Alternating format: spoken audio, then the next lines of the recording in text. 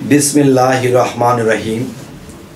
हे समस्त जगतबासी, आज আমি শামীম আলী চিশতি আপনাদের সামনে যে আলোচনাটি নিয়ে আসলাম সেটি হলো, দেখুন যে এই পৃথিবীতে এমন কোনো প্রাণী, এমন কোনো ব্যক্তি কেউ কিন্তু বলতে পারবে না যে কিয়ামত পর্যন্ত আমি বেঁচে থাকব এবং কিয়ামতের সময় সমস্ত কিছু কিয়ামত হয়ে যাবে, তবে আমি মরব না। কিন্তু এই দেহটা কি একটা নাফস, এই দেহটার কিন্তু মৃত্যু আছে, এই দেহটার কিন্তু ধ্বংস আছে। এই কথা আল্লাহ কোরআনে প্রকাশ করেছে এবং বাহ্যিক জগতে আমরা এটার মিল পাচ্ছি। তো এখন আমি যে কথাটি আপনাদেরকে বোঝাতে চাচ্ছি সেটি হলো, দেখুন, কেউ যদি গ্যারান্টি দিতে না পারে যে আমি পৃথিবীতে যতদিন কিয়ামত না হচ্ছে, মহাপ্রলয় না হচ্ছে, ততদিন পর্যন্ত আমি বেঁচে থাকবো, এরকম গ্যারান্টি কেউ দিতে পারবে না। কোনো নবী রাসূল থেকে শুরু করে কেউ কিন্তু দিতে পারেনি। সকলেই কিন্তু মৃত্যুবরণ হয়েছে। তো এখন আমার কথা হলো যে সাধারণ মানুষ দেখতেছে একজন মানুষ মারা গেছে, তার বডিটাকে দেখছি, তার বডিটাকে গোসল দিচ্ছে, দাফন কাফন করছে, এই পর্যন্ত দেখাই কিন্তু আমাদের শেষ। তবে এখানে একটি কথা হলো, ওলিয়া আউলিয়ারা কাউকে মৃত্যুবরণ দেখেছে, চোখে পানি নেই, সে শুধু ভাবে আর ভাবে, কি যেন ভাবে। আবার একদল আছে কান্নার ঝড় উঠে গেছে, হায় হায় আমার আত্মীয় মারা গেছে, আমার বন্ধু মারা গেছে, আমার পিতা মারা গেছে, কান্নার ঝড় বসিয়ে দেয়। আর একজন সাধক যে নিজেকে পবিত্র করেছে, যে ভিতরের চক্ষু খুলেছে, সে কিন্তু দেখতে পায়। কি দেখতে পায়?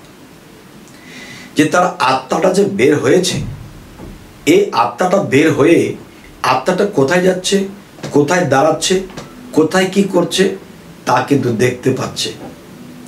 দেখেন, এখন মানুষ যখন যারা কান্নাকাটি করতেছে, তারা যখন দেখতেছে যে তার লাশটা পড়ে আছে, সে বেঁচে নেই, কিন্তু একজন আউলিয়া বা একজন পবিত্র মানুষ যে নিজেকে সিদ্ধ করেছে, শুদ্ধ করেছে, সে কিন্তু দেখতে পাচ্ছে যে এখানে লাশটা ঠিক আছে, এটা দেখতে পাচ্ছে, কিন্তু তিনি তার আত্মাটা লাশের কাছে না দূরে নাকি কোথায়, তা সেই মানুষটি এটা দেখতে পাচ্ছে।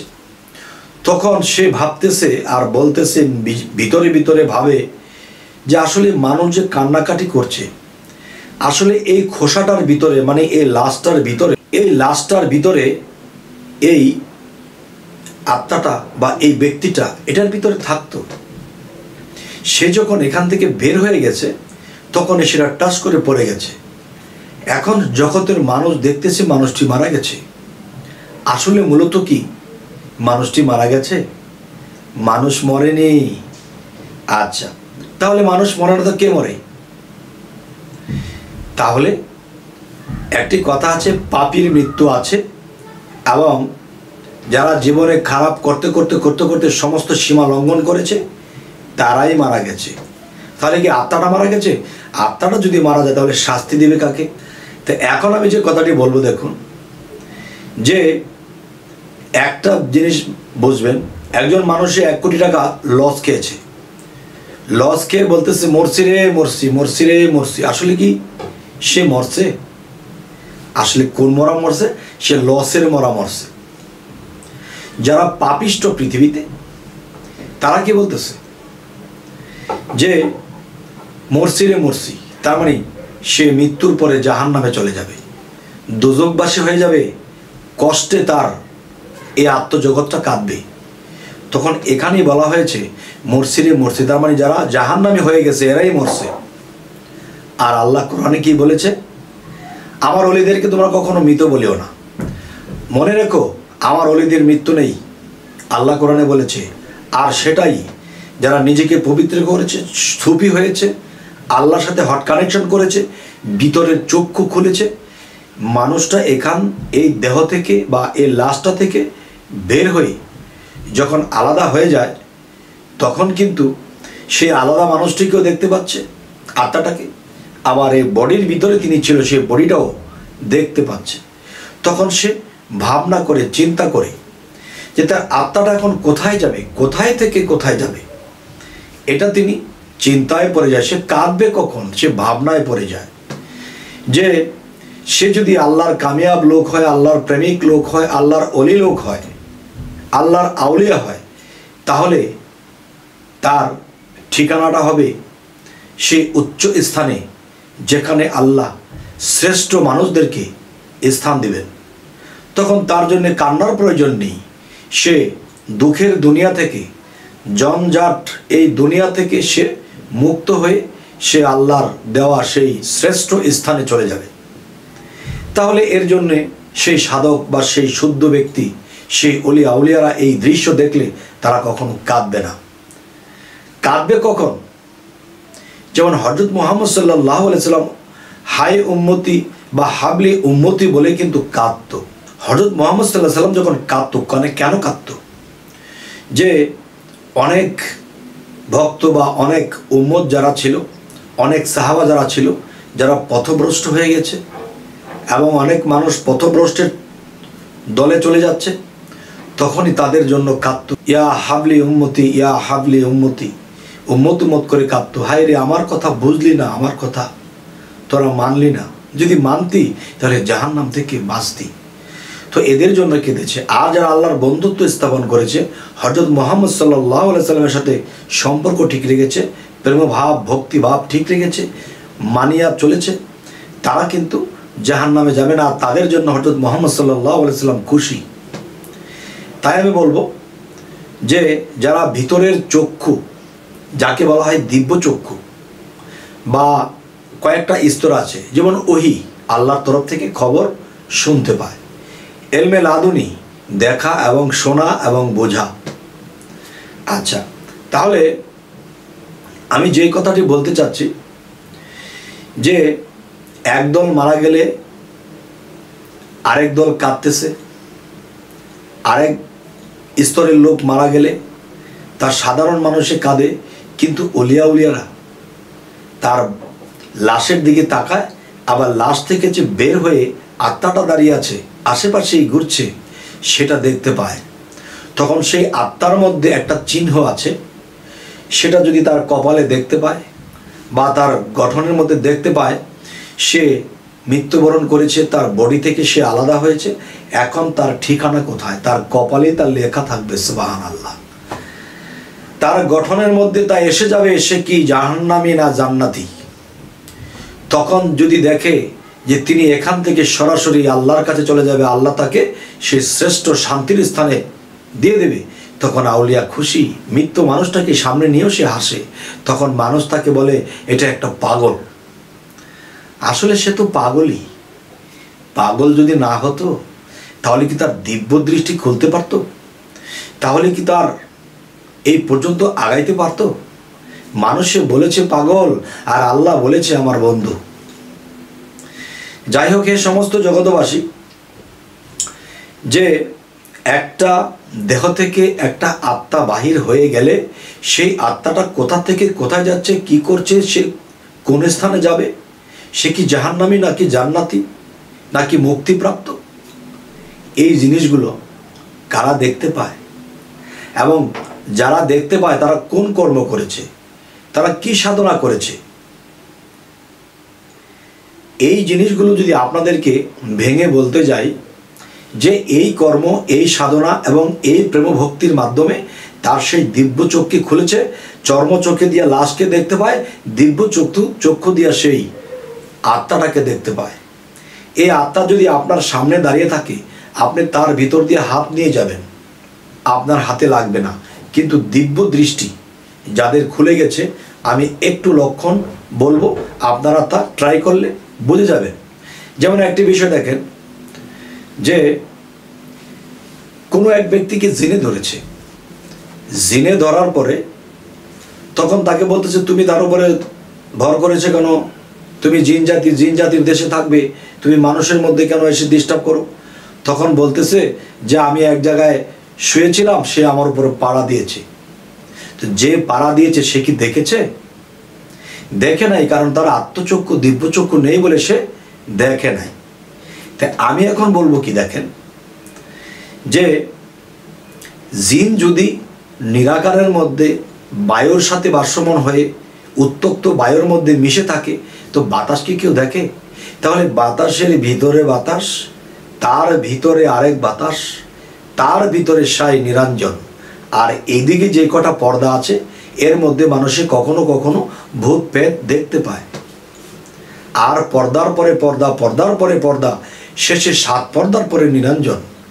আর সেই নিরঞ্জনকে দেখতে হলে কিন্তু অনেক সাধনা করতে হয়, অনেক প্রেম ভক্তিতে ফানাফিল্লা হতে হয়। যাই হোক, সেদিকে যাব না। তো আজকে যে কথাটি হলো, কোন কর্ম সাধনাগুলো করলে সেই মানুষটি সেই আত্মাকে দেখতে পাবে। দেখেন, এমন এমন কিছু সাধনা আছে, সেই সাধনাগুলো করতে গেলে চেহারার মধ্যে ডিসকালার এসে যাবে, এবং দেখা যায় যে ডিসকালার আসলে তখন তাকে হিরোইনসির মতো লাগে, একটা নেশাখোরের মতো লাগে, দেখতে ভালো দেখা যায় না, মাথার চুল এলোমেলো, মানে খাওয়ার খবর নেই, গোসলের খবর নেই। তার মানে কি? সে আরেকটা জগতে ডুব দিয়েছে, সাধনার জগতে। যেমন একটা জং আলা লোহা যদি আগুনের ভিতরে দিয়ে দেওয়া হয়, তখন কিন্তু সেই লোহাটা লাল হয়ে যায়। সেই লোহাটা বের করলে পরে সেই টোকা দিয়ে দিয়ে সেই লোহার জংগুলো ফেলে দেওয়া হয়। জংগুলো ফেলে দিয়ে যখন একে একে পিটানো হয়, তখন আস্তে আস্তে ভিতর থেকে চকচকাট বের হয়। যখন সেই চকচকাটা বের হয়, তখনই তার দিব্য দৃষ্টি চুকি দেয়, তখন তার দিব্য দৃষ্টিতে অনেক কিছু দেখতে পায়, বুঝতে পায়। তাই আমি বলবো, চর্ম চোখে আমরা সকল স্তরের লোকে দেখতেছি, কিন্তু দিব্য দৃষ্টিতে সকলে দেখে না, যেই চক্ষুটি খুলে নিতে হয়।